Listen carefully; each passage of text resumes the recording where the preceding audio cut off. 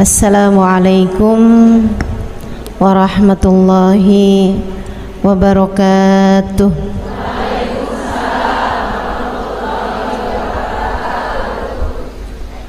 Alhamdulillah, wassalatu wassalamu ala Rasulillah Muhammad ibn Abdillah wa ala alihi wa sahbihi wa man walah. Subhanaka la ilma lana illa ma 'allamtana innaka antal alimul hakim. Rabbi shrah li sadri wa yassir li amri wahlul 'uqdatan min lisani yafqahu qawli, amma ba'du. Alhamdulillah, sama-sama kita hormati, kita muliakan Sahibatul Bait, pimpinan Majelis Ta'lim Nurun Nizam, dan juga sahabat Zahra Neng Haji Teh Nur Karyati. Kita doakan beliau beserta seluruh keluarganya, suami, anak, cucu, senantiasa dalam rahmat ridha Allah Subhanahu wa taala. Dipanjangkan umurnya, disehatkan badannya, dimudahkan urusannya, dikabulkan hajatnya, semakin dicinta Allah Subhanahu wa taala dan Rasulnya, dibahagiakan hidup dunia akhiratnya.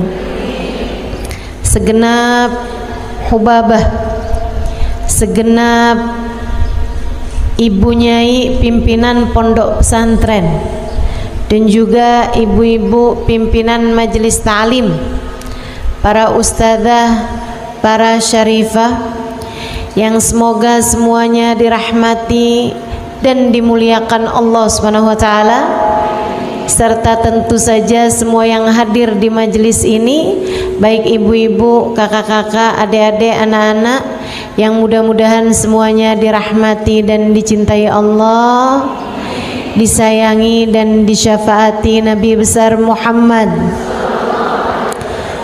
dikaruniakan rezeki yang halal, yang thayyib, yang berkah, dikaruniai anugerah yang tak terbatas dunia hingga akhirat insyaallah. Amin ya rabbal alamin. Hari ini pembahasannya mengenai membuka pintu rezeki. Ini kayaknya permintaan orang-orang Purwakarta. Habis lebaran rezeki pada seret ustazah, gitu katanya, betul? Biasanya tuh siklusnya Ramadan buat orang-orang Indonesia, 10 hari pertama Ramadan yang banyak di masjid, 10 hari yang berikutnya yang banyak di mall, di pasar, belanja, beli baju baru. 10 hari yang berikutnya di stasiun, di terminal, di bandara, mau pada mudik gitu ya. 10 hari habisnya lebaran yang banyak di Pegadaian. Duit udah kehabisan, gadai-gadai gelang, kalung, begitu? Enggak, insya Allah. Saudaraku sekalian yang saya muliakan, rezeki itu bukan hanya sebatas uang, bukan hanya sebatas makanan, melainkan manusia itu terdiri dari 3 hal, ketiganya memerlukan rezekinya masing-masing. Manusia disebut manusia karena punya badan. Kalau nggak punya badan namanya hantu. Kita punya badan. badan perlu rezekinya, makanan, pakaian, rumah tempat tinggalnya badan. Sekarang ada lagi nih yang dianggap lebih mendesak, casan.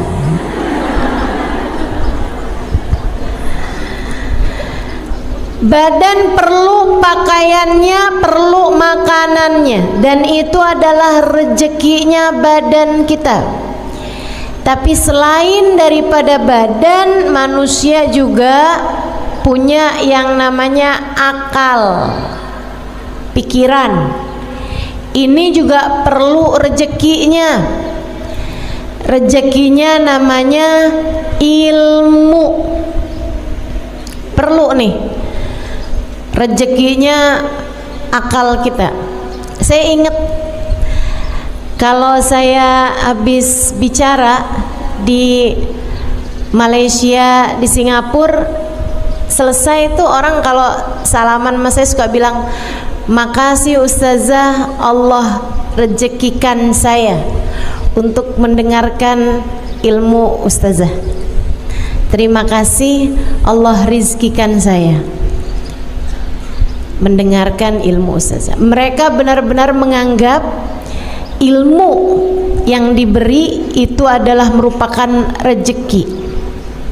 Dan memang demikian, sebab akal perlu ilmu.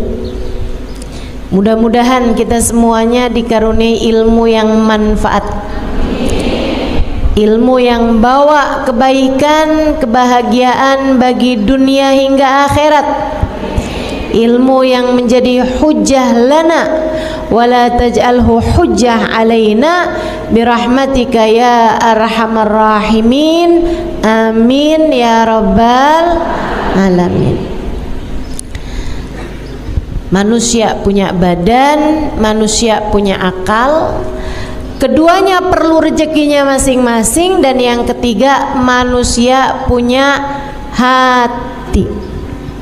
Hati perlu rezekinya. Rezekinya hati banyak. Orang kalau penuh rezeki hatinya, biasanya jadi enggak terlalu perlu sama rezeki badannya. Orang kalau hatinya rezekinya banyak, itu biasanya enggak terlalu memerlukan sama rezekinya badan. Apa rezekinya hati? Yang nomor satu adalah rahmatnya Allah. Rezekinya hati, kasih sayangnya Allah. Hati yang disayangi adalah hati yang dikaruniai rezeki yang paling penuh. Itu sebabnya Allah ketika menyebut Nabi Muhammad dengan bahasa an'amallahu alaihim, orang yang dikasih nikmat, dikasih rezeki yang paling banyak. Padahal secara makanan Nabi Muhammad pernah mengganjal perutnya dengan batu karena 3 hari 3 malam gak makan apa-apa. Padahal kalau secara pakaian Nabi Muhammad memiliki pakaian yang sangat sedikit. Nabi apabila punya sendal yang baru, sendal yang lama disedekahkan.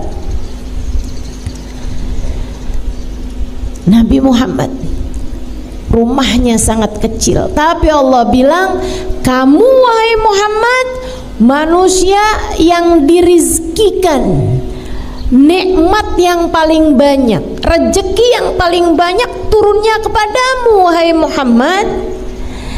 Kenapa bisa begitu? Padahal kita melihat keterbatasan rezeki secara badan yang Allah SWT berikan kepada baginda kita Nabi Muhammad.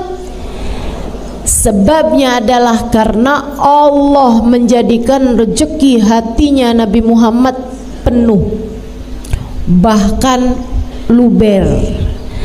Allah mengatakan, wa ma arsalnaka illa rahmatan lil alamin. Kami utuskan engkau wahai Nabi Muhammad meluberkan rahmat bagi semesta. Rahmat yang Allah berikan kepada Nabi Muhammad penuh, luber-luber, sampai Nabi Muhammad bisa menjadi orang yang menebarkan kasih sayang Allah kepada kita umatnya. Innama ana rahmatun muhdah, kata Nabi Muhammad alaihissalam, sesungguhnya saya adalah rahmat yang Allah subhanahu wa ta'ala bagikan ke atas muka bumi ini. Itu Nabi kita Muhammad sallallahu alaihi wa ala alihi wa sahbihi wasallam, manusia yang diberi rezeki yang paling banyak. Jadi Bu, Dek, Nak, kalau kamu lagi ngomongin urusan rezeki, yang kebayang jangan cuma saldo rekening. Yang kebayang jangan cuma uang bisa kamu belikan seblak, bisa kamu belikan makanan, atau bisa kamu belikan pakaian. Yang kamu bayangkan tentang rezeki jangan cuman sekedar apa yang masuk ke dalam perutmu. Itu adalah serendah-rendahnya rezeki.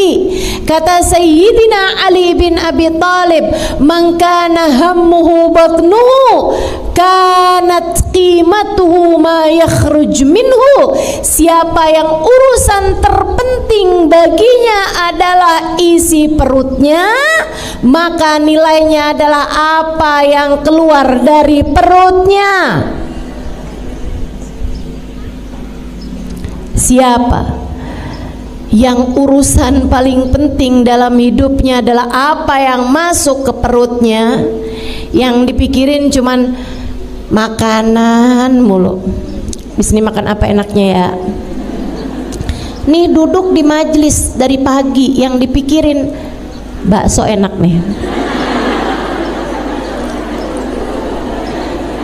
Yang dipikirin nih mendung-mendung gini nih, pisang goreng, Indomie pakai rawit. Ada yang begitu? Disindir Mas Sayyidina Ali, nilai kamu adalah apa yang keluar dari perutmu. Apa yang keluar dari perut?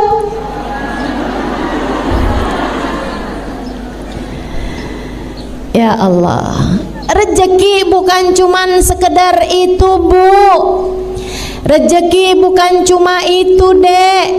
Rezeki bukan cuman sekedar makanan. Enggak gitu.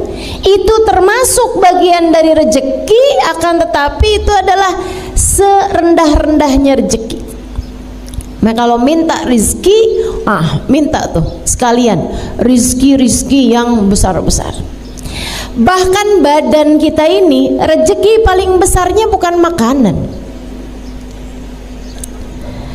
Mauan mana punya makanan enak-enak tapi sakit,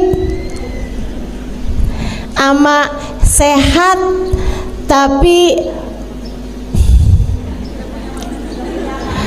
makanannya serba sedikit atau serba terbatas. Mauan mana? Sehat tapi makan enak, katanya iya.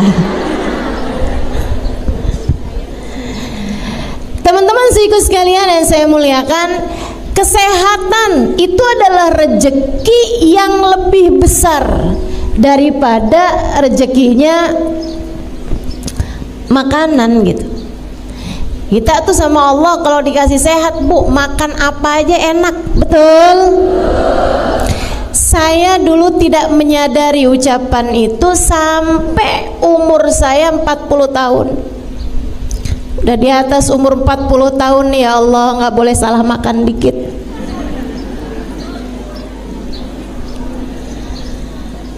Ada ibu-ibu yang nyaut betul. Senasib kamu ya Bu ya. Ibu-ibu sekalian saya muliakan, orang kalau badan sehat makan apa aja juga enak. Tapi begitu badan lagi nggak sehat, begitu badan lagi nggak enak, ya Allah, ya Allah. Makanan mahal-mahal, makanan enak-enak, jadi nggak bisa dimakan.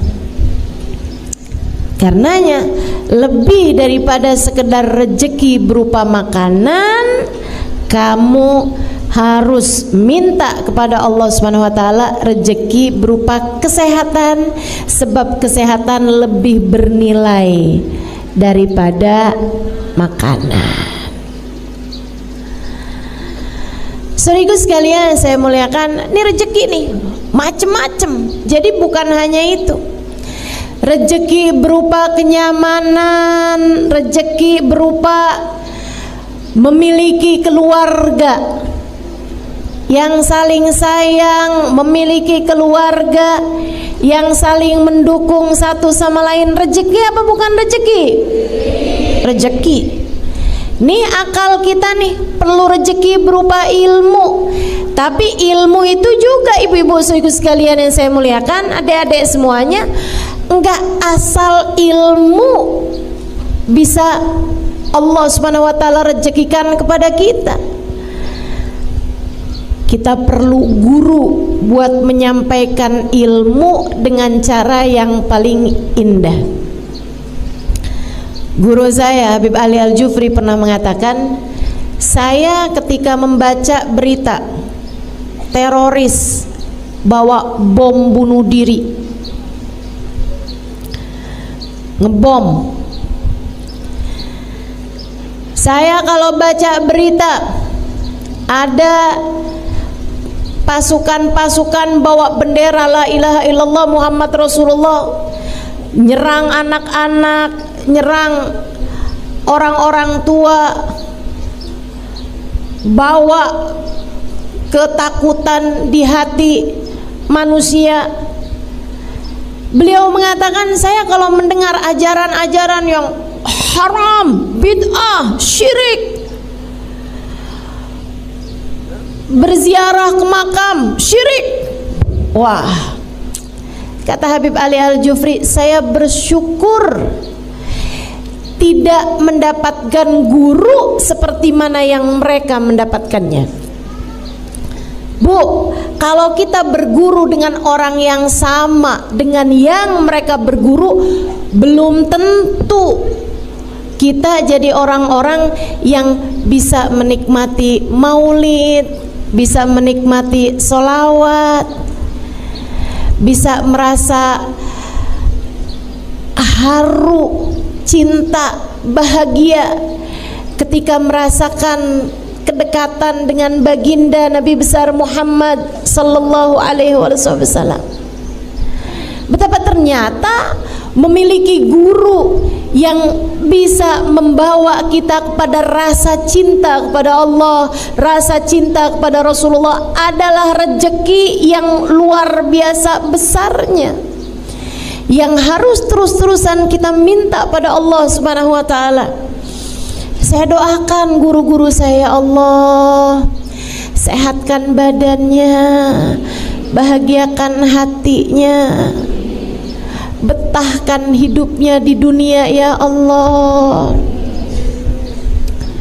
Kita doakan Bu, Habib Umar bin Hafid, Habib Zain bin Smith, para ulama-ulama kita, banyak ibu-ibu sekalian, baik yang ada di luar negeri ataupun yang ada di dalam negeri. Kita harus doakan ulama-ulama yang ada di sekitar kita nih, yang bawa kenyamanan, kebahagiaan saat kita menuntut ilmu pada mereka, harus kita doakan. Karena apalagi kalau tingkatan ulama-ulamanya yang sudah mencapai tingkat murabbi, tingkat mursyid, mampu mendidik hati dan jiwa dari para murid-muridnya, sekelas Habib Umar bin Hafid, sekelas Hubabah Nur. Itu ibu-ibu sekalian perlu banget buat kita doakan biar betah hidupnya di dunia. Kalau nggak betah-betah Bu, mereka pengennya pergi aja. Kalau pergi siapa yang rugi? Kita. Harus kita doakan biar pada sehat, biar pada senang, biar pada bahagia, biar pada betah kerasan hidup di dunia, biar enggak minta cepet-cepetan berangkat menuju surga Allah Subhanahu wa taala.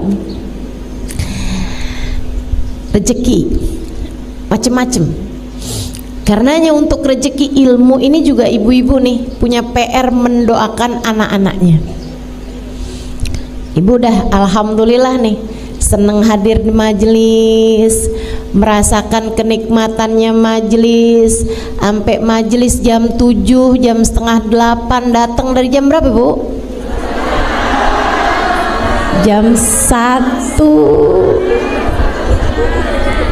dari kemarin.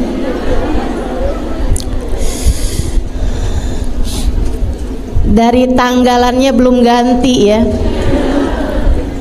Masya Allah. Saudariku sekalian yang saya muliakan, kamu perlu mendoakan anak-anakmu. Jangan sampai mereka mendapatkan guru yang salah atau yang tidak membawa kenyamanan atau menyampaikan ilmu dengan cara-cara yang tidak baik gitu. Terus didoain, ya Allah kasih buat anak cucu saya ya Allah guru yang dapat membimbing hati mereka menujumu ya Allah. Nih dengerin bener-bener nih, kalau kamu doa jangan cuman ya Allah anak-anak saya ya Allah jangan sampai lapar, anak saya ya Allah kasih sehat biar pada bisa belajar benar, ujiannya bagus. Jangan cuma sekedar itu ibu sekalian, doakan juga karuniakan kepada mereka ya Allah guru yang soleh, yang mampu mendidik hati mereka menujumu ya Allah. Minta itu adalah rezekinya akal, rezekinya hati. Lebih tinggi lagi ibu nih ya, punya anak sehat badannya, makannya bergizi, ibu punya uang buat ngasih makanan-makanan yang enak, makanan-makanan yang bergizi. Ibu punya uang buat beliin dia rumah, buat beliin dia, maksudnya rumah tempat tinggal kalian layak dihuni, buat bisa kasih dia pakaian yang layak gitu. Anak-anak ibu bersih, rapi, cakep, sehat badannya, mauan begitu, akan tetapi anak nggak dapat hidayah atau maukan. Mauan mana? Dunia terbatas, tapi anak soleh soleha nggak tinggal sholat. Bahkan ibu bangun di jam 3 pagi, jam setengah 4 pagi, masih sekitar 1 jam lagi dari azan subuh. Ibu lihat kok lampunya hidup nih kamar anak ibu, ibu buka, anak ibu lagi sholat tahajud, anak ibu lagi baca Quran, anak ibu lagi berdoa Bu. Tapi dia keadaannya serba terbatas. Misalnya kamu nggak punya banyak rezeki secara untuk makanan, pakaian, tempat tinggal, tapi punya anak-anak yang soleh-soleha, mauan mana kamu? Rezeki yang seperti itu atau semuanya serba dikasih Allah banyak-banyak, makanan banyak, ada kendaraan, ada rumahnya besar semuanya, dari mulai satpam sampai ke supir, sampai ke tukang bersih-bersih, sampai ke tukang tanaman, semuanya ada. Punya asisten pribadi, punya segala macam, kehidupan duniamu dicukupkan. Akan tetapi anak-anak yakin saya, anak soleh solehah jauh lebih kamu inginkan daripada sekedar rejeki yang sifatnya badaniyah, yang sifatnya zahir.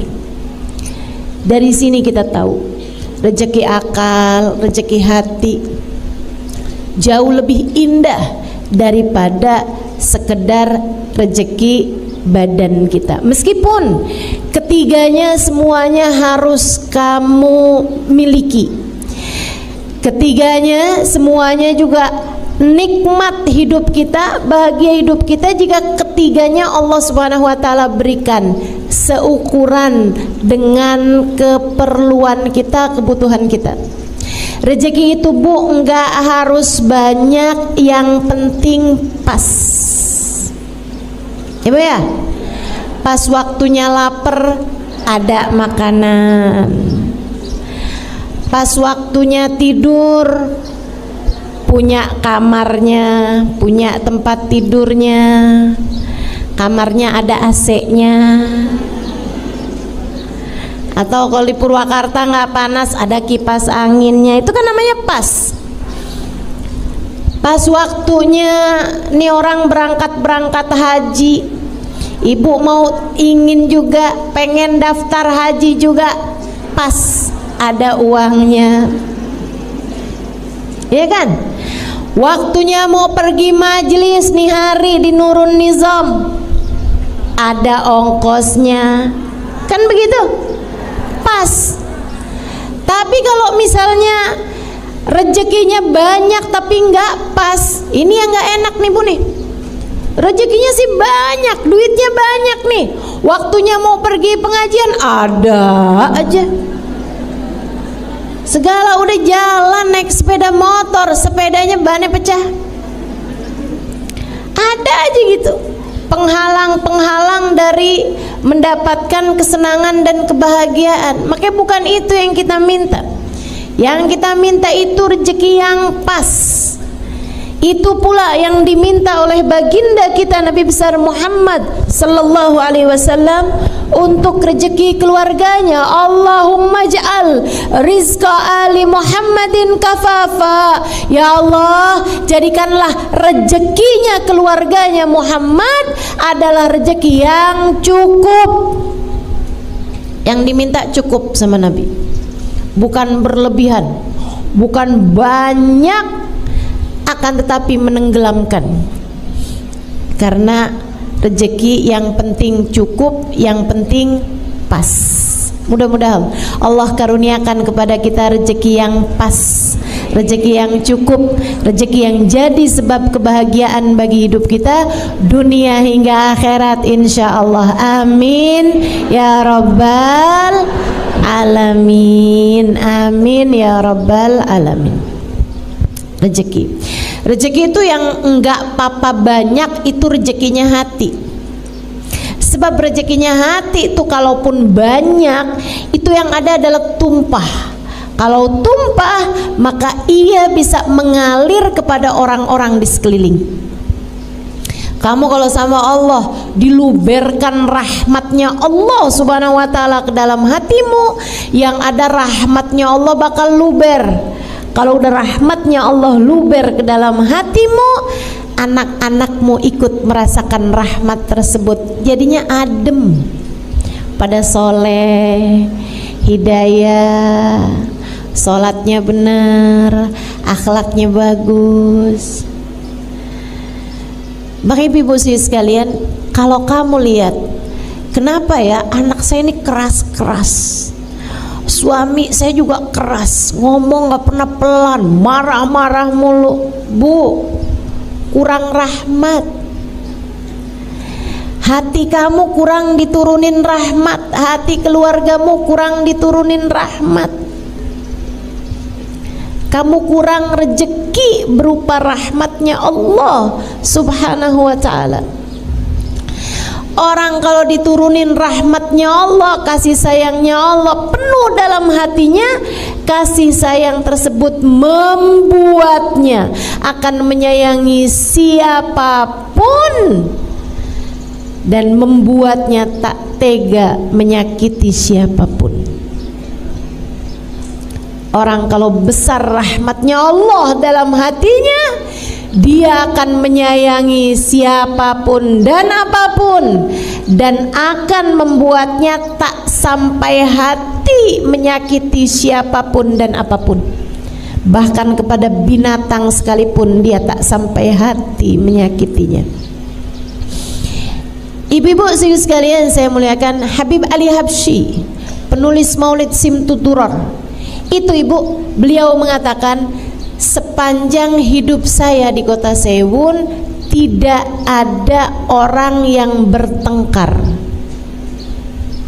Kenapa bisa begitu? Dari besarnya rahmat, dari besarnya rezeki berupa rahmat yang Allah Subhanahu wa taala turunkan ke dalam hatinya Habib Ali Al-Habsyi. Masya Allah, Masya Allah. Ibu liatin tuh, anak-anak ibu pada suka bertengkar apa enggak? Yang enggak salahin emaknya juga heeh.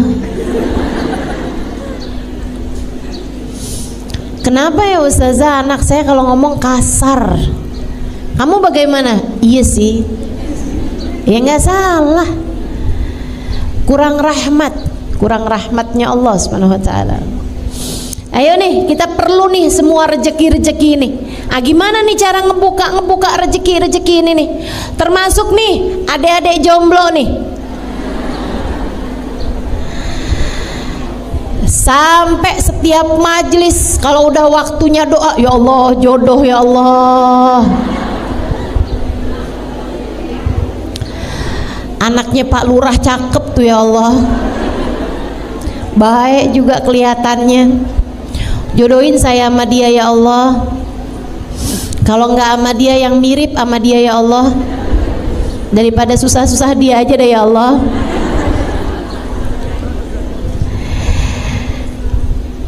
Jodoh itu juga teman-teman, urusan jodoh juga nih, nggak penting banyak. Nggak penting banyak, nggak penting besar, badannya XXL gitu nggak penting.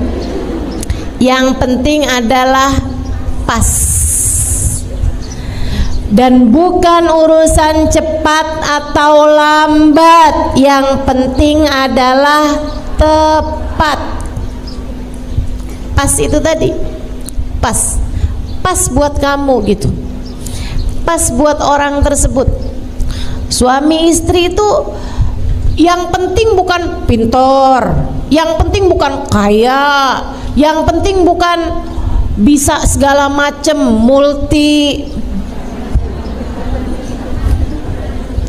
multimedia. Enggak gitu ya. Yang penting tuh bukan hal-hal yang seperti itu, akan tapi suami sama istri itu yang penting pas, tepat, klop gitu. Itu yang paling penting. Dan itu juga bagian dari rizki, bagian dari rejeki. Sama halnya dengan anak itu juga rejeki, Bu. Anak itu juga rejeki, dan seperti yang tadi saya sampaikan, rejeki itu nggak penting banyak. Ya Allah kasih saya anak 12. Nggak penting banyak anak itu, bukan. Yang penting adalah pas. Yang penting adalah yang tepat. Itu yang kita minta dari Allah Subhanahu wa taala, anak yang pas buat kamu sebagai orang tuanya. Kamu kalau dikasih anak terlalu pinter juga belum tentu bisa jaganya. Kamu kalau dikasih anak terlalu cakep belum tentu bisa jaganya. Betul? Maka yang penting tuh anak tuh yang pas. Waktunya sholat, dia sholat kan pas. Gitu kan? Jangan sampai yang mama saya kok sama papa nggak boleh pakai jilbab sih mah, saya kan udah balik mah. Kata mamanya, nah iyalah kamu kan Sarifuddin. Itu kan namanya nggak pas teman-teman saya sekalian. Saya beberapa waktu yang lalu baru pulang dari Australia. Di sana salah satu hal yang saya syukuri dari Indonesia, saya minta kepada Allah, ya Allah jangan sampai ini nyampe ke negeri saya nantinya ya Allah. Saya benar-benar berdoa. Di sana tuh ibu-ibu saya sekalian, di tempat-tempat umumnya, di bandara, di tempat-tempat umum manapun, ya kayak di rumah sakit misalnya, atau di ruang publik lah, tempat wisata misalnya atau apa, kamar mandinya tuh punya 3 jenis. Kamar mandi buat laki-laki, kamar mandi buat perempuan, kamar mandi buat laki-laki yang jadi perempuan atau perempuan yang jadi laki-laki. Unisex, ada tulisannya gitu. Jadi ada tandanya, ada tanda laki-laki, ada tanda perempuan, ada tanda yang laki perempuan. Laki-laki jadi perempuan, perempuan jadi laki-laki. Betapa kita takut hal-hal yang semacam ini terjadi di negeri kita yang tercinta ini. Betapa kita sangat takut hal-hal yang semacam ini terjadi kepada anak-anak ataupun cucu-cucu kita. Perlu sekali untuk kita minta kepada Allah SWT, ya Allah tolong jaga anak cucu kami ya Allah. Tolong jaga anak cucu kami ya Allah. Jadi anak, cucu nggak penting banyak, nggak penting cakep banget gitu, nggak penting pinter banget gitu, enggak. Yang penting anak yang pas, anak yang soleh, anak yang solehah, pas sebagai hambanya Allah, pas sebagai umatnya baginda Nabi besar Muhammad sallallahu alaihi wa ala alihi wasallam, insyaallah. Amin ya rabbal alamin.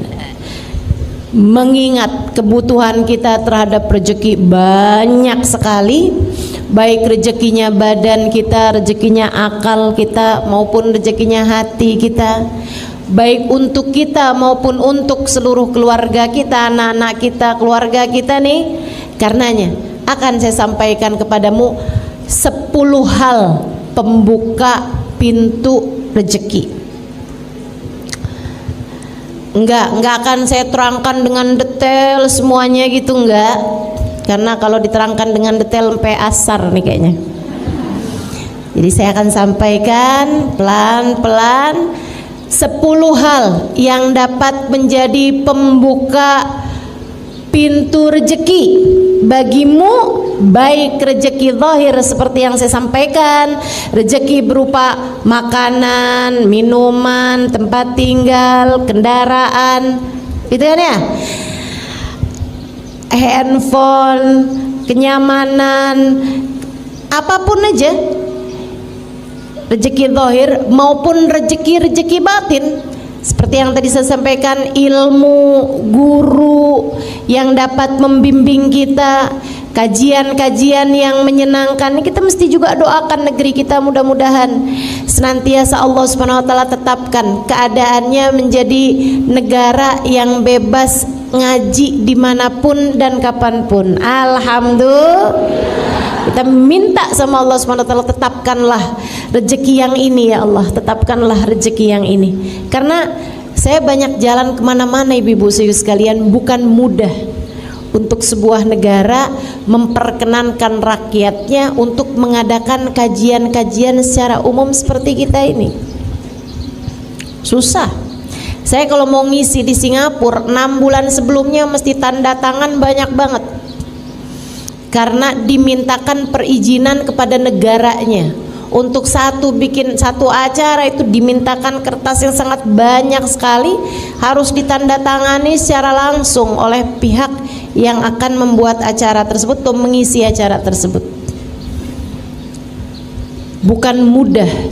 Itu pun juga nggak bisa pakai sarana-sarana umum seperti kita semacam ini gitu ya. Maksudnya nggak orang duduk sampai di jalan-jalanan itu Nggak bisa tuh mereka tuh, harus ngadainnya di tempat yang memang kayak gedung atau tempat-tempat pertemuan atau sekurangnya masjid gitu kan. Itu yang diperkenankan gitu. Sangat sulit sekali kalau ibu pergi ke negara-negara, bahkan kayak negara-negara Saudi Arabia, Abu Dhabi gitu ya, Uni Emirat Arab, juga bukan mudah untuk mengadakan kajian-kajian umum semacam ini. Salah satu dari yang dimudahkan membuat kajian-kajian umum besar-besar semacam ini selain Indonesia, yang saya lihat adalah Hadramaut, Yaman. Di sana juga sama nih kayak begini nih, Habib Umar bikin majelis di pasar, Habib Umar bikin kajian-kajian di mana-mana saja tempat, dan bahkan masjid-masjid mereka mengadakan hataman Al-Quran sampai ke jalan-jalanan, semuanya penuh orang, pandangan yang luar biasa indahnya. Mudah-mudahan Allah Subhanahu wa taala tetapkan negeri ini dan juga negeri Hadramaut ditetapkan kenikmatan-kenikmatannya, dan negara-negara yang lain juga insyaallah mudah-mudahan Allah Subhanahu wa taala karuniakan kenikmatan semacam kenikmatan yang Allah berikan pada negeri kita ini insyaallah. Amin ya rabbal alamin. Juga rezeki hati, semua hal yang akan saya sampaikan ke 10-10-nya ini membuka pintu rezeki zahir dan batin. Yang pertama, kalau kamu pengen rezekimu terbuka, hal pertama yang harus kamu lakukan adalah taat sama perintah Allah, jauhi dosa. Karena rezeki itu adalah sesuatu yang Allah Subhanahu wa taala berikan dan kamu inginkan. Bagaimana mungkin Allah memberi kepadamu apa yang kamu mau jika kamu tidak melaksanakan apa yang Allah mau? Kerjain dulu yang Allah mau, kamu akan diberi apa yang kamu mau. Taat nomor 1, kerjakan perintah Allah, jauhi larangan Allah. Sampai-sampai katanya Sayyidina Fudail bin Iyad, kalau saya tidak salah ingat, salah satu dari ulama-ulama kita, idza hassait kaslan fil jasad, kalau kamu ngerasa badanmu lemah, males gitu, lemah badan kamu, dhafan fi jasadi, kalau kamu ngerasa badan kamu lemah, kayak nggak punya kekuatan gitu buat ibadah, buat ngerjain macam-macam hal. Kalau kamu ngerasain badan kamu lemah, kalau kamu ngerasain rezeki kamu tersendat, coba ingat-ingat dosa apa yang sudah kamu kerjakan. Innal dzunub, sungguhnya dosa-dosa memberatkan punggungmu untuk dapat memaksimalkan potensi yang Allah Subhanahu wa taala berikan kepadamu. Dosa bikin badan jadi sakit, dosa bikin rezeki jadi seret. Jadi ibu-ibu nih, daripada kamu nuntut suami habis-habisan, kalau nggak bawa duit banyak jangan pulang sekalian ke rumah. Daripada kamu kayak begitu bu sama suami, mendingan kamu introspeksi diri. Ya Allah, rezeki seret banget, dosa apa nih saya nih? Coba diinget-inget. Ngomongin orang, sih. Bohongin suami, iya juga sih. Ngomel-ngomel mulu sama suami sama anak, sih. Nyubit anak, iya juga sih. Selagi dosa-dosa masih kamu kerjakan, bagaimana mungkin kamu berharap Allah memberi apa yang kamu mau jika selama ini kamu tidak menjadi hamba yang Allah mau? Bu, sampai-sampai saya pernah dengar satu ungkapan, la ghina ma'az zina. Saya nggak pasti apakah itu ucapan dari baginda Nabi Muhammad SAW, entah itu hadis, entah itu ucapan dari seorang ulama, tapi yang pasti kebenarannya memang nyata.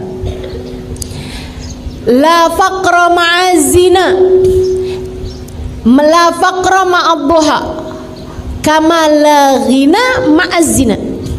Tidak ada kefakiran bersama dengan salat duha. Nanti akan saya sampaikan. Ya, yang nomor 1 ini, kerjakan perintah Allah, tinggalkan larangan Allah. La ghina ma'az-zina, tidak ada kekayaan bersama dengan perzinaan.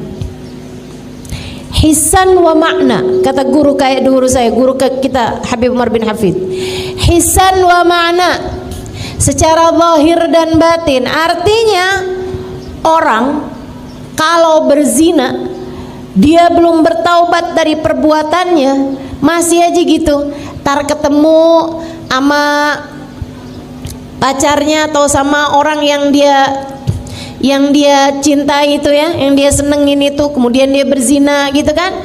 Teman-teman sih sekalian, walaupun sekarang sedang tidak mengerjakan perbuatan zina itu, tapi dalam masa-masa dia belum bertaubat dari perbuatan zinanya tersebut, tidak akan Allah berikan kekayaan, kecukupan, gak akan.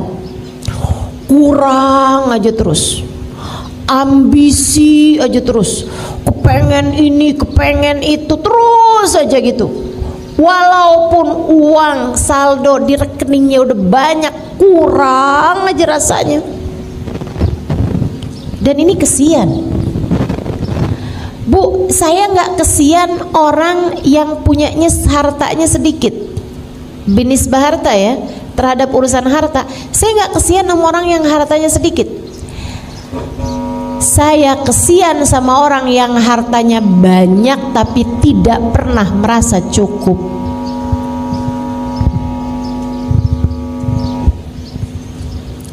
Saya kesian sama orang yang hartanya banyak tapi tidak pernah merasa cukup. Kayak terus aja ambisi, sampai curigaan mulu. Kalau dia perempuan kan, curiga aja sama HP suaminya, curiga aja nih suaminya pergi kemana nih, hidupnya blingsatan, takut setengah mati. Kalau malam-malam susah tidur, takut ada yang bobol rumahnya, hidupnya terus aja ketakutan gitu. Begitu ada kabar kalau perusahaannya bangkrut, perusahaannya rugi, sedikit aja ngomongnya, wah kalau rugi seperti ini besok kita makan apa? Padahal duit sisanya masih banyak. Ibu-ibu sekalian, saya ngerasa berbahagia tinggal di Indonesia, di mana orang-orangnya tuh bisa loh, dia ngojek tapi kredit motor. Penghasilannya itu sehari 50.000, sehari 70.000 gitu. Tapi sanggup gitu hatinya buat bayar kredit motor gitu kan. Luar biasa.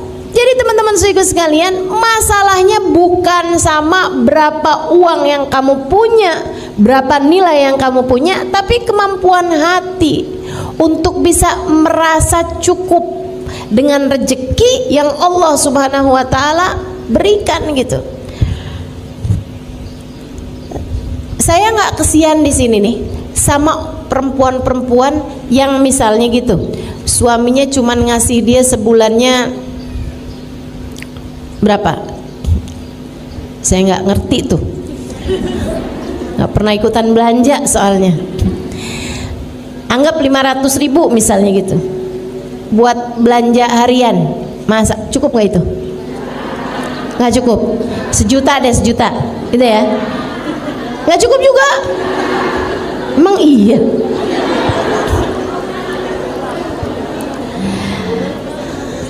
Sebulan nggak cukup. Oke, 3 juta cukup. Oke, ya. Saya nggak kesian misalnya nih cukupnya nih 3 juta, tapi dia sama suaminya dikasih sebulan 2 juta buat belanja hari-harian gitu, buat masak hari-harian. Saya nggak kesian sama orang yang seperti itu. Yang saya kesianin adalah perempuan-perempuan yang suaminya udah ngasih setiap bulannya 10 juta, tapi mukanya nggak ada senyum-senyumnya kecuali tanggal muda.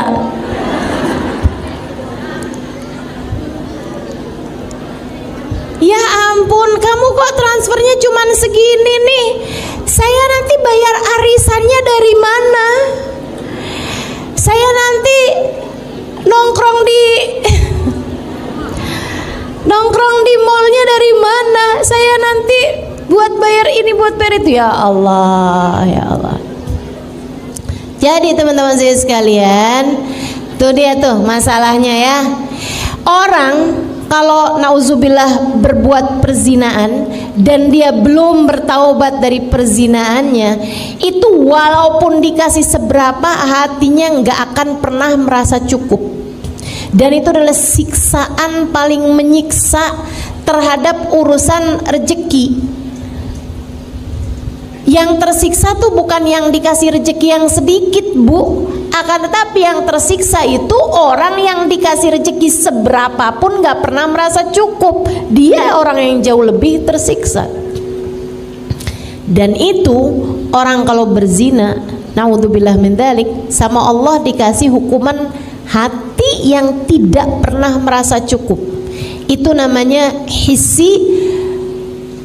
Itu namanya sesuatu yang maknawi, sesuatu yang secara batinnya. Sementara zahirnya juga, guru saya Al-Habib Umar bin Hafid mengatakan, orang kalau berzina belum bertaubat dari perbuatan zinanya, dalam masa-masa perzinahan tersebut pasti sama Allah dikasih waktu di mana dia kelaparan, pengen makan, kehausan, pengen minum. Nggak ada yang bisa memberikannya pada saat itu. Nggak dia punya saat itu sampai dia harus menengadahkan tangannya meminta kepada orang lain, walaupun sebanyak apapun uangnya. La ghina ma'az zina. Tidak ada kekayaan, kecukupan bersama dengan perzinaan. Mudah-mudahan Allah jauhkan kita dari dosa zina dan dosa apapun yang menjauhkan kita dari rahmatnya Allah Subhanahu wa taala, insyaallah. Amin ya rabbal alamin. Adik-adik sekalian saya muliakan, ini saya sampaikan kepada adik-adik nih, Dek. Jangan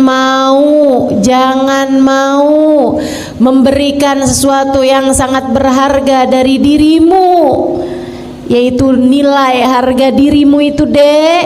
Jangan mau kamu menyerahkannya kepada laki-laki manapun di luar bingkai pernikahan dengan atas nama cinta. Cinta nggak bikin kamu jauh dari Allah. Cinta yang benar nggak bakal bikin kamu jauh dari Allah. Dan laki-laki yang sungguh mencintaimu pasti akan menjagamu. Dengarkan ucapan saya. Laki-laki yang mencintaimu pasti akan menjagamu. Tak akan membiarkanmu bersama dengan dirinya terjerumus di dalam lubang-lubang dosa, dalam lembah-lembah nista. Adik-adikku saudaraku sekalian, Sayyidil Habib Umar bin Hafid menyampaikan, orang tuh kalau masuk surga semuanya akan membusungkan dada ila ashabuz zina, kecuali pelaku zina. Andai Allah sudah menghapuskan dosa-dosanya dengan dia berada di dalam neraka karena dia matinya bawa iman, misalnya nih umat Nabi Muhammad ngerjain zina, dia dimasukkan ke dalam api neraka untuk waktu yang cukup lama sampai kemudian udah waktunya dia masuk ke dalam surga, karena bagaimanapun dia matinya membawa iman, dia akan menjadi orang yang masuk surga dengan menundukkan kepala. Malu di surga aja malu. Kalau masuk surga pun pelaku zina akan masuk surga dalam keadaan menundukkan kepala karena malu. Jangan biarkan dirimu terjebak dalam jurang nista yang semacam itu. Ini pesan dari orang tua. Saya adalah orang tua bagimu. Dek, dengarkan saya. Nggak ampe segitunya sayang sama orang, ampe kamu mau-maunya memberikan hal yang paling berharga dalam dirimu itu. Nilaimu nak, nilaimu dek, ada pada kehormatanmu. Jangan biarkan ia terinjak-injak oleh bisikan-bisikan setan dalam dirimu itu. Jauhi zina, jauhi apapun yang mendekatkanmu kepada zina. Jauhi, tidak akan membawamu kepada kebahagiaan, kesenangan, rezeki yang melimpah. Enggak. Tidak akan membawamu kepada kebahagiaan rasa dicinta. Enggak. Ia hanya akan membawamu kepada penyesalan demi penyesalan di depan matamu. Dunia, sebelum kamu menyesal di akhirat nanti dengan sedalam-dalamnya penyesalan, saya menyampaikan kepadamu hal ini atas nama cinta anak-anakku. Jaga kehormatanmu nak, jaga kehormatanmu. Jangan mau-maunya kamu menggadaikan kehormatanmu dengan mengatasnamakan cinta. Sekali lagi saya sampaikan padamu, kalau kamu cinta, kamu akan jaga dirimu. Kalau dia adalah laki-laki yang benar mencintaimu, dia akan menjaga dirimu, tak akan mau menyentuhmu kecuali sesudah kalian halal, dihalalkan oleh pernikahan. Jangan love ghina ma'azina. Kamu pengen jadi seseorang yang rezekimu mudah, yang rezekimu melimpah, yang rezekimu pas, yang rezekimu cukup, yang rezeki kamu dirizkikan oleh Allah Subhanahu wa taala hal-hal yang indah dalam kehidupan. Rezeki akalmu, kamu dikaruniai ilmu yang manfaat. Rezeki hatimu, kamu disayang Allah, kamu disayang Rasulullah, dikaruniai keimanan, keikhlasan, kesyukuran, ketawaduan. Kamu dikaruniai akhlak-akhlak yang terpuji, kamu dikaruniai cinta pada manusia-manusia yang dicinta oleh Allah Subhanahu wa taala. Kamu ingin dikaruniai hal-hal yang indah-indah semacam itu, tinggalkan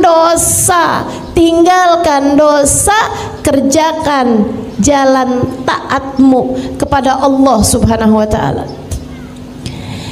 Kamu jangan nyari jodoh sampai nggak mau pakai jilbab. Ngapain kayak begitu? Susah ustazah dapat jodoh kalau laki-laki nggak lihat betapa indahnya rambut saya ini. Susah ustazah dapat laki-laki yang mau menikahi saya kalau dia nggak tahu betapa sangat seksinya badan saya ini. Kalau pikiranmu seperti itu, kamu hanya akan bertemu dengan laki-laki yang hanya akan memandang tubuhmu dan akan memandang kecantikanmu semata sebagai sebab dia mencintaimu. Dan yang di luar sana yang lebih cantik darimu banyak, yang di luar sana yang badannya lebih bagus dari kamu banyak. Kalau begitu cara berpikirmu tentang urusan jodoh, jangan salahkan siapa-siapa. Jika sesudah menikah denganmu, suamimu hanya akan jatuh cinta dengan perempuan demi perempuan, perempuan demi perempuan yang jauh lebih cantik darimu sesudah pernikahan. Naikkan nilaimu dengan menaikkan taatmu di sisi Allah. Percaya saya, kamu menjadi apa yang Allah mau, Allah akan beri apa yang kamu mau. Jadilah hamba yang Allah mau, Allah akan menjadi seindah-indah Tuhan sesuai dengan apa yang kamu mau. Allah akan beri padamu apapun yang kamu inginkan.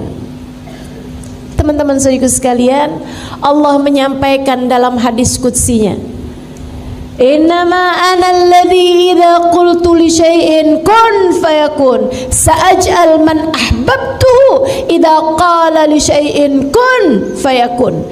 Aku adalah zat yang apabila menghendaki sesuatu hanya perlu berkata jadilah, maka jadilah sesuatu tersebut. Aku akan menjadikan hamba-hamba yang aku cintai apabila menghendaki sesuatu hanya perlu berkata jadilah, maka jadilah sesuatu tersebut. Kalau kamu dicinta, kamu akan diberi sesuai dengan yang kamu inginkan. Maka jalan pertama untuk membuka pintu rezekimu adalah dengan taat dan jauhi dosa. Insya Allah.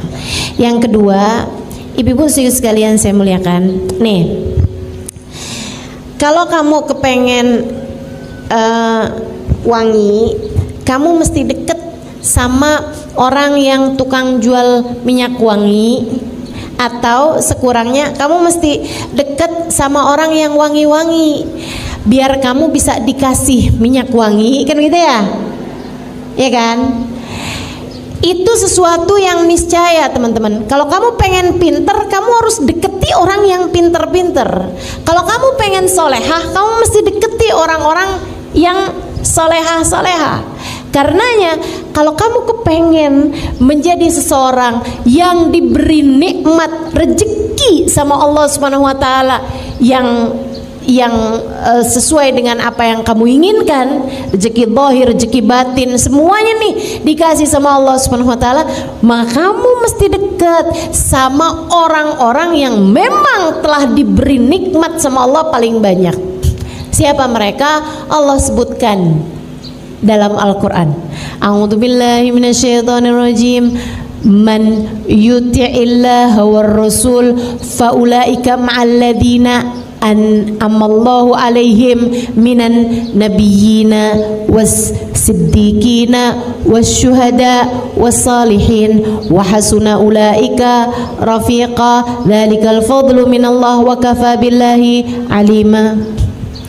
Kata Allah, siapa yang taat kepada Allah dan Rasulnya, mereka akan dikumpulkan di akhirat nanti bersama dengan orang-orang yang dirizkikan paling banyak sama Allah, yang dikasih kenikmatan paling melimpah ruah dari Allah Subhanahu wa taala, yang dikaruniai rezeki-rezeki badan yang paling pas, yang paling cukup, rezeki akal yang paling, ilmu yang paling bermanfaat, rezeki hati yang paling melimpah ruah. Siapa mereka? Allah sebutkan, minan nabiyyin, para nabi-nabinya Allah, wasiddiqin, para wali-walinya Allah, wasyuhada, para pejuang di jalan Allah, para ulama, para pejuang di jalan Allah Subhanahu wa taala, wasalihin, orang-orang soleh. Maka yang nomor 2 dari pembuka pintu rezeki adalah cintai para nabi, para wali, para ulama dan orang-orang soleh. Cintai mereka. Yang mencintainya membawamu kepada kedekatan dengan Allah Subhanahu wa taala. Karena Bu, saya kasih tahu, rezekimu itu hanya perlu kamu jemput.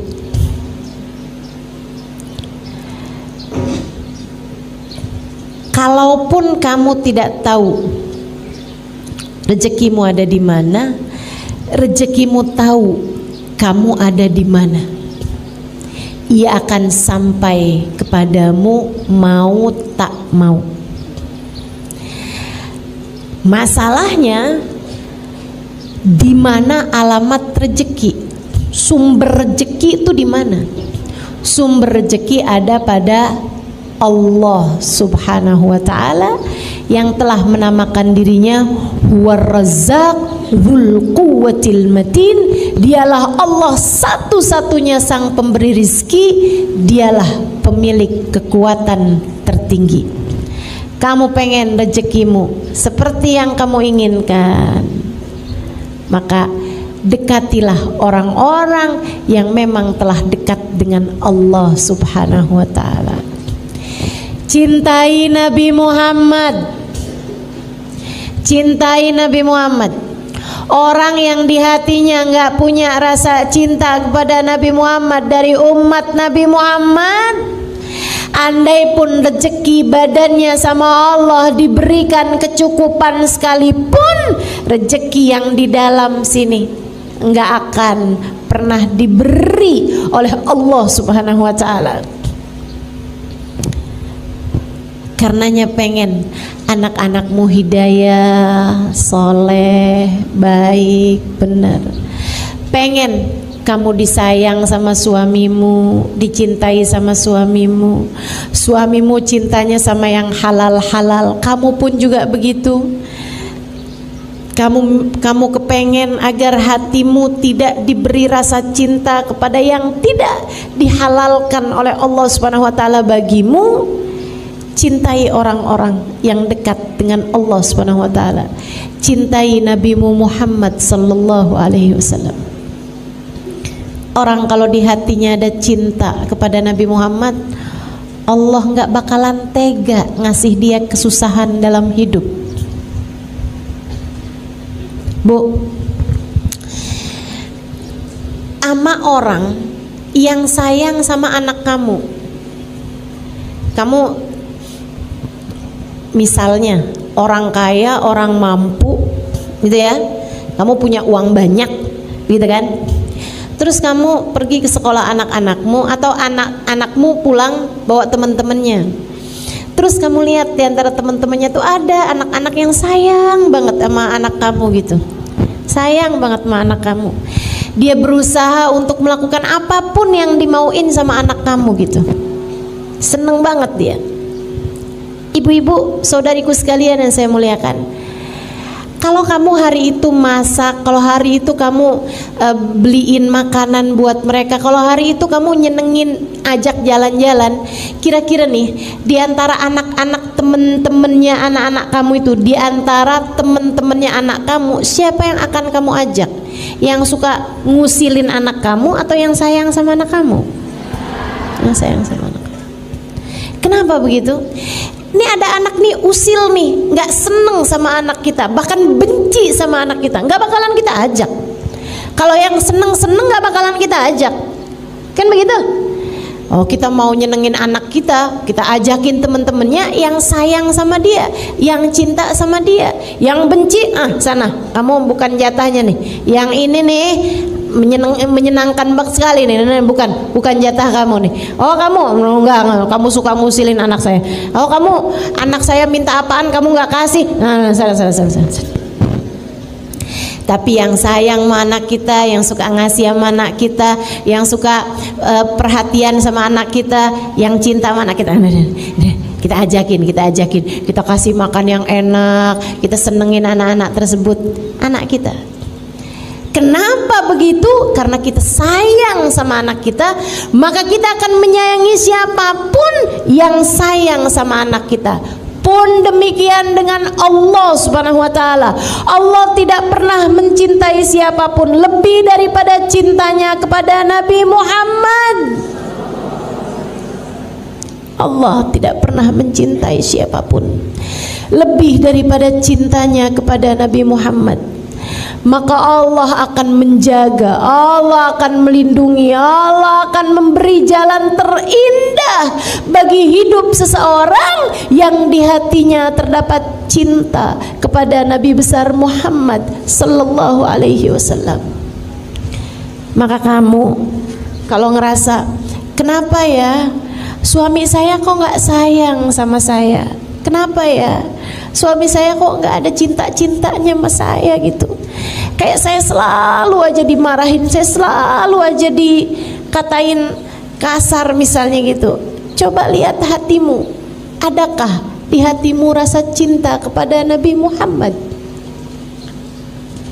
Ustazah, kan suami saya yang gak sayang sama saya. Kenapa kok saya harus lihat di hati saya punya cinta apa enggak sama Nabi Muhammad? Karena Bu, hati suamimu berada dalam genggaman Allah yang tak pernah mencintai makhluk siapapun lebih daripada cintanya kepada Nabi Muhammad. Ketika Allah lihat di hatimu punya rasa cinta kepada Nabi Muhammad, Allah akan mencintaimu dan Allah akan menjadikan hati orang-orang yang berpengaruh padamu mencintaimu juga.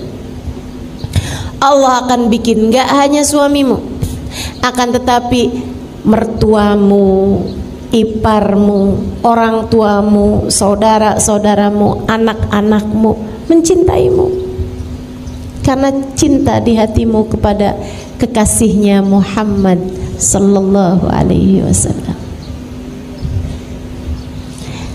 Saya kok nggak cinta ya Ustazah sama Nabi Muhammad? Saya nggak pernah ngerasa cinta, kan saya nggak pernah ketemu Ustazah. Ayo belajar lagi, belajar terus, dengerin kajian-kajian dari orang-orang yang sudah punya rasa cinta kepada Nabi Muhammad. Dengerin kisah-kisah indah tentang Nabi Muhammad. Terus pelajarin, belajar cinta. Hatimu tuh diajarin biar mencintai yang semestinya dicinta. Nanti kalau udah ngerasain cintanya, nah kamu akan perhatikan anak-anak kamu mulai berubah. Kamu dirizkikan baktinya anak-anakmu padamu karena cintamu kepada kekasihnya Muhammad sallallahu alaihi wasallam. Mencintai Nabi, mencintai para sahabat Nabi, mencintai para ulama-ulama, mencintai guru-guru, mencintai orang-orang soleh, mencintai orang-orang soleh, itu bawa kepada rizki yang bahkan bukan cuman rizki zahir, akan tapi rizki batin. Makanya teman-teman sekalian, ada hadis bunyinya begini nih, dengerin saya, ini penting karena banyak terjadi nih. Katanya Nabi Muhammad alaihissalam, sayati zaman ala ummati yafirruna minal ulama faablahumullah thalath baliyat. Akan datang waktunya umatku mereka benci sama ulama, lari-lari menjauh dari ulama tersebut, nggak kepengen kenal, nggak kepengen deket, bahkan benci hatinya sama orang-orang yang membawa kedekatan kepada Allah Subhanahu wa taala, para pejuang di jalan Allah. Mereka punya hasut, punya rasa benci aja gitu. Allah, cuman pegang mic, itu tuh maksudnya tuh pengen dapat amplop tuh. Ulama semuanya dikatain aja gitu. Yang ini kurang begini, yang ini kurang begitu. Ada ulama miskin dibilang, emang mau kita belajar dari orang kayak begini? Di hidup aja dia udah miskin kayak begitu tuh. Masa mau deketin kita kepada Allah Subhanahu wa taala? Ada ulama kaya tuh, duitnya dari apaan tuh? Dia jual agamanya, katanya gitu. Kamu maunya bisa cintanya sama ulama yang kayak gimana? Saudaraku sekalian yang saya muliakan, maka masalahnya ini bukan pada ulama yang kaya atau ulama yang miskin. Masalahnya ada mah hatimu tuh punya penyakit-penyakit, sehingga kalau ada pejabat kaya kamu puji-puji tuh, enak tuh jadi pejabat tuh, kaya, hidupnya mulia. Begitu ada pejabat miskin tuh, dia tuh nggak korupsi tuh. Giliran nama pejabat kamu bisa husnudzon, giliran nama yang lain-lain kamu bisa husnudzon, tapi giliran nama ulama kenapa kamu bisa selalu suudzon? Masalahnya bukan sama ulamanya tapi sama hatimu. Masalahnya bukan sama ulamanya tapi sama hatimu. Kata Nabi Muhammad alaihissalam, akan datang waktunya pada umatku mereka lari dari ulama, nggak mau deketin ulama, benci sama ulama. Allah berikan padanya 3 jenis bala. Apa itu? Yang pertama, Allah angkat keberkahan pada harta mereka dan pada anak mereka. Anaknya nggak berkah, hartanya nggak berkah, kurang aja terus-terusan. Rezekinya nggak berkah, rezekinya nggak pas, rezekinya nggak enak. Teman-teman sekalian, rezekinya nggak enak. Rezekinya tuh keluarnya buat hal-hal yang nggak enak mulu. Rezeki itu kan ada yang keluarnya enak, ada yang keluarnya nggak enak. Rezeki uang kamu pakai buat hadir majelis, rezeki keluarnya enak apa nggak enak? Enak.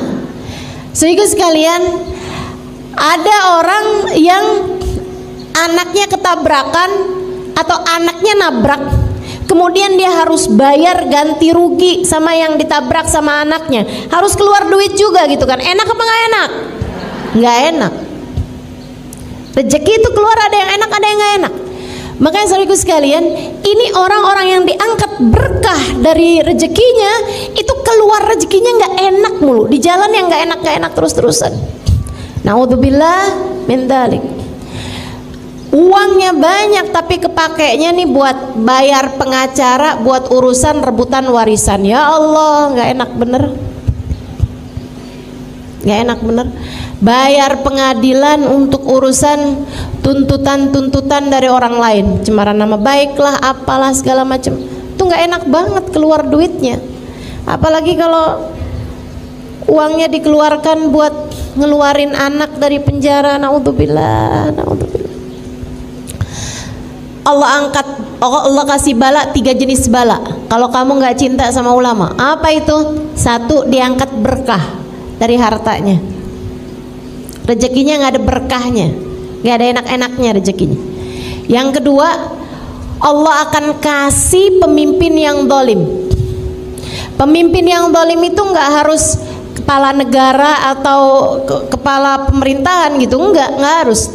Tapi kalau dia perempuan punya suami yang zalim, kalau dia laki-laki gitu kan punya atasan tempat kerja yang zalim, yang nggak sayang sama dia, ada aja. Akhirnya hidupnya terjajah sama orang, teman-teman sekalian. Itu kalau nggak cinta sama ulama. Dan yang ketiga, ini yang paling menyeramkan, orang kalau nggak cinta sama ulama, kata Nabi Muhammad SAW, Allah angkat iman dari dalam hatinya sesaat sebelum dia mati, sehingga dia mati dengan tidak membawa iman. Dia mati bukan sebagai umatnya Nabi besar Muhammad sallallahu alaihi wa ala alihi wa sahbihi wasallam. Maka hal kedua yang harus kamu lakukan untuk membuka pintu rezekimu adalah cintai orang-orang saleh, cintai para ulama, cintai para wali-walinya Allah Subhanahu wa taala, dengan kamu senang berziarah ke makam mereka yang meninggal dunia, dan kamu senang untuk mendatangi majelisnya para ulama-ulama yang masih hidup di atas muka bumi, dan cintain yang nomor satunya adalah baginda Nabi besar Muhammad sallallahu alaihi wa ala alihi wasallam.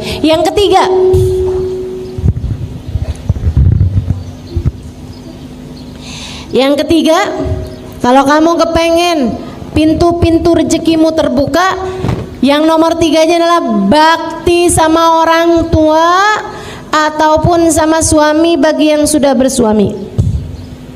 Bakti sama orang tua. Kamu nggak bisa ngarep kamu dikasih rezeki yang mudah, rezeki yang menyenangkan, selagi kamu menjadi anak yang durhaka sama orang tua. Yang baik sama orang tua, yang bakti sama orang tua. Belajar buat bisa menyenangkan, membahagiakan hati orang tuamu. Kalau sama orang tua itu jangan sok jadi ustazah. Kalau sama orang tua itu jangan sok jadi pemerintah. Kalau sama orang tua itu datanglah kepada orang tua sebagai seorang anak. Anak itu setua apapun tetap aja anak bagi orang tuanya.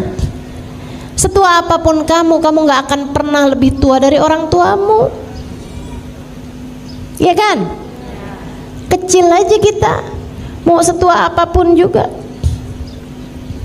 Saya ingat dulu sama umi saya suka nanya gitu, Umi ini mesti gimana ya Im? Katanya sama saya, coba nasehatin Umi mesti gimana. Ini kan Umi lagi memposisikan saya sebagai ustazah. Mana ada Umi nanya gitu sama anaknya. Tapi saya nggak pernah datang pada Umi saya, nggak pernah saya jawab Umi saya dengan jawaban ustazah. Saya kalau ditanya sama Umi saya, Umi mesti gimana ya Im? Saya sampaikan pada Umi saya, Umi mesti sehat. Umi mesti sehat. Umi mesti sehat. Biar Umi bisa enak ibadah, biar Umi bisa enak doain kami anak-anak Umi.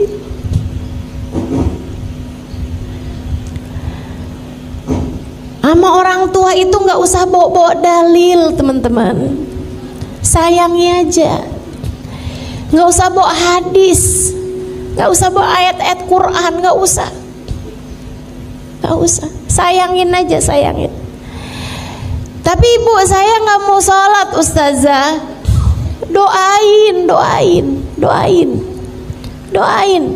Linangan air matamu meminta kepada Allah Subhanahu wa taala, ya Allah, saya sayang ibu saya, ya Allah, saya sayang mama saya, ya Allah.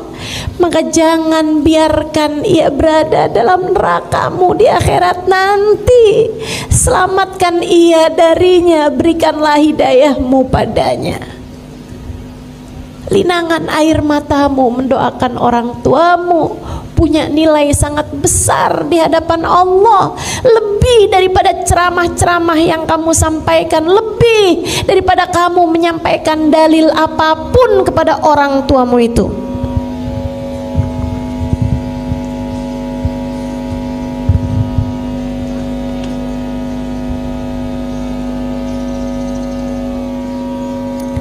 Bakti sama orang tua membuka pintu rezeki.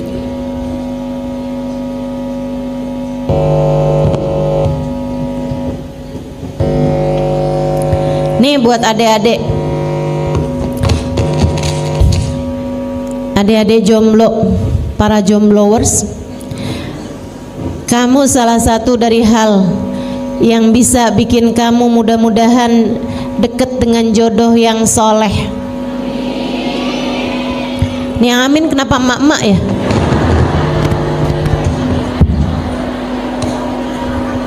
Doain anaknya, iya. Coba lihat bagaimana caramu memperlakukan orang tuamu.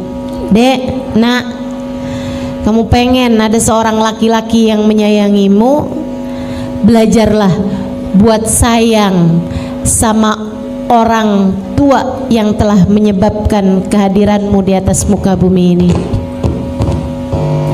Saya tahu orang tuamu gak sempurna, banyak kekurangannya, tapi tanpa mereka kamu gak akan ada di atas muka bumi ini. Maka jangan pernah remehkan orang tuamu itu. Bakti sama orang tua. Atau yang punya suami nih ya, perhatikan betul bagaimana caramu memperlakukan suamimu. Itu akan sangat berpengaruh kepada urusan rezekimu. Para istri-istri tukang ngomel, rezekinya bakalan seret. Percaya, saya liatin. Makanya saya sih selalu percaya sama istilah rezeki istri solehah. Emang bener, istri tuh kalau solehah rezekinya bakalan melimpah ruah. Istri kalau solehah bakalan dikasih sama Allah rezeki yang mudah. Istri kalau solehah, Allah Subhanahu wa taala bakalan kasih rezeki yang berkah. Maka jadilah istri yang solehah dan jadilah anak yang berbakti kepada orang tuamu. Kamu telah membuka pintu rezeki bagimu. Gitu ya. Yang nomor 3. Yang nomor 4, kamu kalau kepengen rezekimu itu juga luas, gampang, mudah, berkah, membuka pintu-pintu rezeki, silaturahmimu dijaga. Silaturahmi itu sama siapa? Sama kaum kerabatmu, teman-teman. Sama kaum kerabatmu tuh, sama kakak, sama adik, sama ponakan, sama bibi, yang baik, yang baik. Sama saudara-saudaramu tuh yang baik. Kamu kalau jadi orang yang penuh perhatian sama saudara-saudaramu, ini nih mikrofon nih bagian dari rezeki.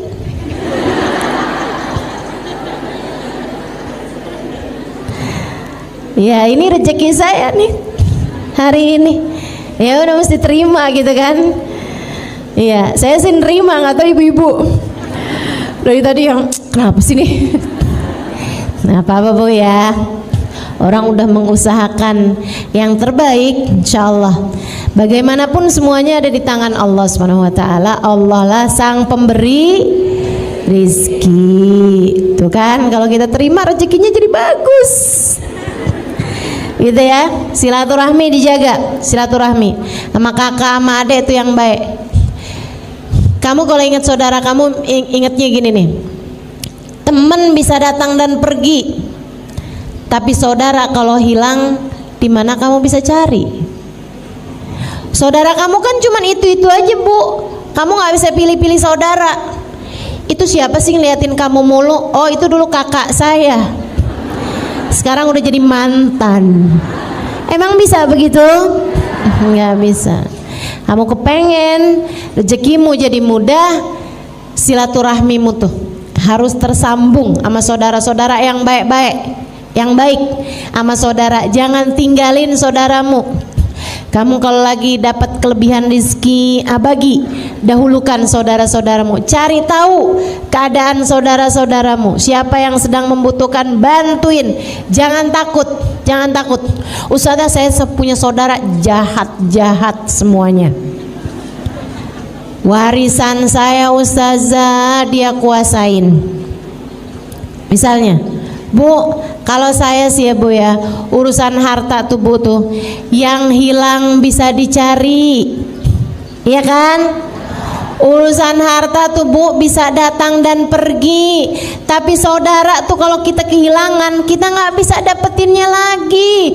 Jadi kehilangan harta nggak apa-apa, jangan bikin kamu kehilangan saudara. Orang gak akuran sama saudara gara-gara urusan warisan, jangan. Kalau ada saudara kamu mau ngerebut warisan, biarin. Yang penting kamu jangan pernah melakukan hal itu terhadap saudara-saudarimu itu. Kalau ada di antara saudara-saudarimu, kamu tahu ngambil sesuatu dari hartamu, ini pesan dari orang yang sangat saya sayangi. Kalau kamu tahu saudaramu ada yang ngambil sesuatu dari hartamu tanpa seizin darimu, mencuri misalnya, ngambil harta kamu misalnya, buruan halalin. Buruan hati kamu tuh bilang, ya Allah saya sudah menghalalkannya ya Allah. Saya sudah menghalalkannya ya Allah, jadikanlah itu sebagai sedekah saya buat dia ya Allah. Jadikanlah itu sebagai hadiah saya buat dia ya Allah, saya sudah menghalalkannya. Buruan halalin. Kenapa gitu? Biar dia jadi harta yang bagus buat saudaramu itu.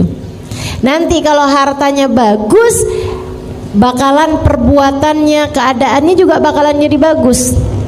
Tapi kalau kamu selalunya itu nggak menghalalkan, apalagi kalau sampai kayak begini, punya saudara begitu modelnya maling, ngambilin harta saya, seumur hidup nggak bakalan saya maafkan.